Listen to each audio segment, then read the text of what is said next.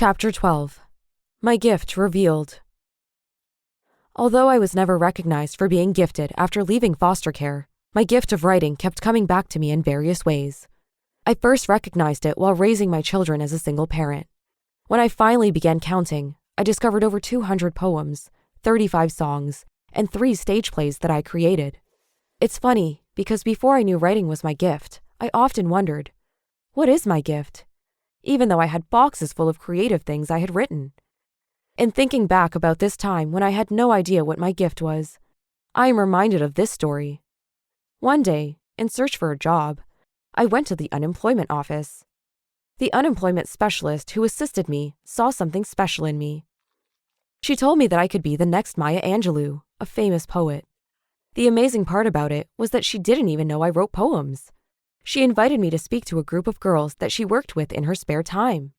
But even with her insight, it still did not occur to me that writing could be my gift.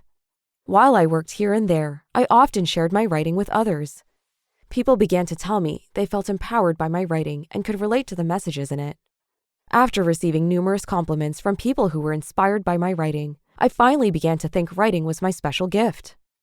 Knowing my writing was a source of inspiration for other people. I decided to share it with the world, but I had no idea where to begin. At that time, I worked with children at the church I attended. I volunteered as children's church worker, youth leader, Sunday school teacher, vacation Bible school teacher, and youth drama department director. I also assisted in many other areas as needed. While volunteering with the youth, I took the position of youth drama director and produced, staged, and directed all 3 of the stage plays that I had written. I even used some of the songs I wrote in 2 of the plays. As I worked in these areas, I began researching book publishing. A few years later, I ended up writing and publishing my first book of poetry. After I finished the book, I sent a copy to my friend Nina, whom I had not spoken with in over 20 years. We reconnected again after she received the book, and she shared her memories of how I used to make up funny raps and creatively change words to popular songs in a way that made her laugh. She had no idea my silly actions back then would result in my writing gift 20 years later. Since publishing the poetry book, I have written and published numerous books and CDs.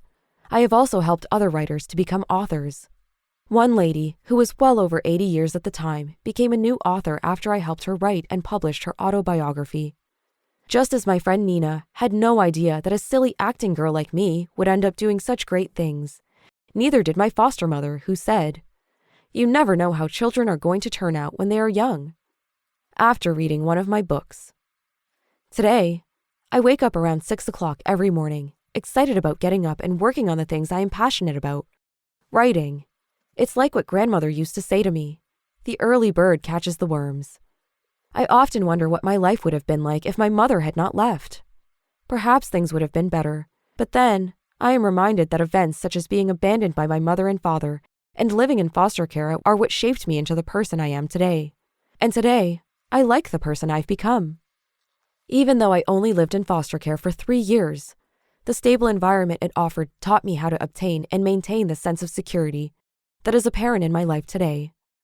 The punishments, while in foster care, that I hated so much, are what instilled the discipline I needed today to create my vision, accomplish my goals, walk in my passion, and fulfill my purpose. Being chosen for the Gifted and Talented program as a foster child taught me that I can be successful in the midst of turmoil. It taught me that I was destined for greatness, regardless of my circumstances. If my life story had been different, then I would most likely be a totally different person, and I would never had the opportunity to experience being a gifted child in foster care. If you enjoyed this story, please like this video and subscribe to our channel.